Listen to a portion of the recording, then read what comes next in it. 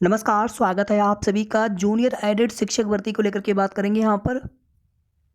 इसके बाद नई प्राथमिक शिक्षक भर्ती, यूपी में नई एलटी ग्रेड की शिक्षक भर्ती और बीएड वर्सेस बीएसटीसी के मामले में सुप्रीम कोर्ट से फाइनल जजमेंट, फाइनल ऑर्डर कब तक आ सकता है। सबसे पहले यहाँ पर देखिए, एडेड जूनियर शिक्षक भर्ती में रीट ए 16-18 लीडिंग पिटीशन है और कॉज लिस्ट अभी आई नहीं है 12 अप्रैल वाली। यहाँ पर देखेंगे केस स्टेटस में तो 12 अप्रैल की डेट फिक्स दिखा रहा है। जज साहब की तरफ से 12 अप्रैल को की फाइनल डेट लगाई गई है और समय 2 बजे का रखा गया है कि 2 बजे से मामले पर विस्तृत सुनवाई करेंगे। अगर आप देखेंगे इसमें तो कुल 32 याचिकाएं कनेक्टेड है। टोटल 32 याचिकाएं इसमें और कनेक्टेड हैं। इसमें कुछ पुरानी याचिकाएं जो पहले 15/944 के साथ थी, कुछ को इसमें से डीटैग किया गया है और कुछ नई याचिकाओं को इसके साथ टैग किया गया है। 16-18 में डबल गोला वाला केस भी कनेक्टेड हो गया है 16-18 के साथ में। यहां पर देखेंगे तो 15/944 भी कनेक्टेड है। कुछ इसमें 2022 वाले रीट्स कनेक्टेड है और कुछ इसमें रीट्स से 2023 वाले भी कनेक्टेड है। 2021 से भी कुछ रीट्स इसमें कनेक्टेड है। 17/246 जो डबल गोला वाला मामला है वो 2021 में ही केस पड़ा था। तो जितने भी सिमिलर मैटर थे सभी को यहाँ पर टैग कर दिया गया है इस बार। और जो मैटर सिमिलर नहीं थे, जो पहले टैग हो गए थे 15/944 के साथ में, चाहे वो 18157 वाला रहा हो या 18/547 मैनेजमेंट वाला केस रहा हो, तो वे सभी केसेस जो है डी टैग कर दिए गए हैं फिलहाल में, क्योंकि उनके ग्राउंड सिमिलर नहीं थे। लेकिन केसेज इन्हीं के साथ टैग करके सुनवाई हो रही थी। इसी वजह से आप देखेंगे कभी मामला 15/944 वाला कभी कहीं टैग हो जा रहा है, कभी कहीं टैग हो जा रहा है। तो इस वजह से प्रॉपर सुनवाई नहीं हो पा रही थी। तो ये जो है टोटल यहाँ पर 32 केसेस हैं ये टोटल, और एक आपका 16-18 वाला लेकर के टोटल यहाँ पर 33 कुल याचिकाएं कनेक्टेड हो चुकी हैं। उम्मीद काफ़ी ज़्यादा है कि इस बार 12 अप्रैल को आप सभी को निराशा नहीं होनी चाहिए, आपके केस में सुनवाई हो जाए। आप देखेंगे निकाय चुनाव को लेकर के प्रेस कॉन्फ्रेंस हो चुकी है और निकाय चुनाव को लेकर के पूरा कार्यक्रम भी घोषित कर दिया गया है। राज्य सरकार द्वारा अधिसूचना 9 अप्रैल की डेट है और आयोग द्वारा अधिसूचना 9 अप्रैल। जिला मजिस्ट्रेट, जिला निर्वाचन अधिकारी के द्वारा सार्वजनिक सूचना निर्गत करने का दिनांक 10 अप्रैल और निर्वाचन अधिकारी द्वारा सार्वजनिक सूचना निर्गत करने का दिनांक 11 अप्रैल प्रथम चरण के लिए, और दूसरे चरण के लिए 17 अप्रैल। तो इसमें कुल मिलाकर के निकाय चुनाव की जो अधिसूचना है ये 9 अप्रैल 2023 की डेट से यहाँ पर लागू हो चुकी है।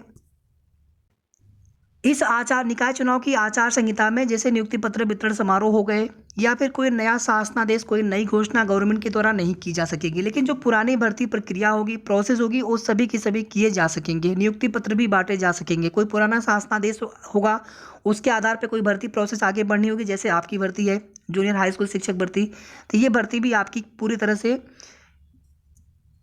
प्रोसेस आगे बढ़ाई जा सकेगी, बशर्ते केवल कोर्ट वाला मैटर फाइनल हो जाए और 15/944 वाले में जो स्टे या जो आपके भर्ती प्रोसेस करने पर रोक लगी है वो रोक हट जाए। कुल मिलाकर के ओएमआर सीट में त्रुटिपूर्ण ओएमआर सीट का मामला है, ओएमआर सीट में हुई गलती का मामला है। बाकी अगर केस ही डिस्पोज ऑफ हो जाए, केस ही मतलब मैटर ही फाइनल हो जाए तो और भी अच्छा है, और कम से कम आपकी भर्ती प्रोसेस में जो रोक लगी है वो रोक हट जाए ताकि भर्ती प्रोसेस आपकी शुरू हो सके। तो कुछ न कुछ होना चाहिए 12 अप्रैल को। बाकी उम्मीद काफ़ी ज़्यादा है और याची पक्ष के अधिवक्ता अपनी कोशिश करेंगे। तो इसी तरह से पीएनपी सचिव महोदय को भी अपना पक्ष मजबूती से रखना होगा। बाकी 12 अप्रैल की जैसे ही कोर्ट की कॉज लिस्ट आ जाएगी तो उसकी भी अपडेट आप सभी को दे देंगे। इसके आगे देखिए आप सभी, यूपी में नए शिक्षा सेवा चयन आयोग के गठन की जो प्रक्रिया है वर्तमान में चल रही है। नया आयोग बनते बनते कम से कम मई का महीना आ जाएगा, मतलब अप्रैल तो छोड़ दीजिए आप, मई का महीना पूरा चला जाएगा। हो सकता है कि जून तक नया आयोग का गठन पूरा कर लिया जाए। इसमें कुछ बजट का भी प्रावधान होगा, साथ ही साथ आयोग के गठन की पूरी प्रक्रिया होगी, उसके मेंबर आदि सब कुछ उसमें डिसाइड पहले से हो चुका है किस प्रकार से किया जाना है। अभी आप देखेंगे कि मुख्यमंत्री जी की उसमें सहमति भी नहीं मिली है फाइनल पूरी तरीके से। कुछ उसमें अगर बदलाव किया जाना हो, अभी भी आगे कुछ कहा नहीं जा सकता है। तो नया आयोग बनने के बाद ही नई भर्ती देखने को मिलेगी आपको उत्तर प्रदेश में, चाहे माध्यमिक की हो, चाहे असिस्टेंट प्रोफेसर की हो, चाहे प्राथमिक की हो, चाहे जूनियर की हो।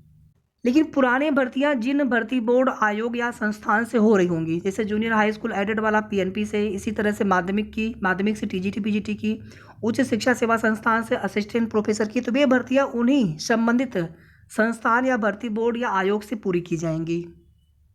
बाकी तैयारी आप सभी करते रहिए, भर्ती आने के आसार पूरे हैं। आप देखेंगे केंद्र सरकार ने भी निर्देश दिया है कि जो भी भर्तियां हैं, रिक्रूटमेंट है, उनको आप पूरा करें। शिक्षक भर्ती के लिए पूरे देश में लगभग 10 लाख के आसपास पद खाली हैं। उत्तर प्रदेश में आप देखेंगे 1 लाख से ज़्यादा पद केवल प्राथमिक में खाली हैं। बाकी जो अनुपात है वो भी देखा जाएगा, शिक्षा मित्रों को भी देखते हुए अनुपात तो बता दिया गया है 28:1 का उत्तर प्रदेश के अंदर। बाकी देखिए सब कुछ है गवर्नमेंट के ऊपर।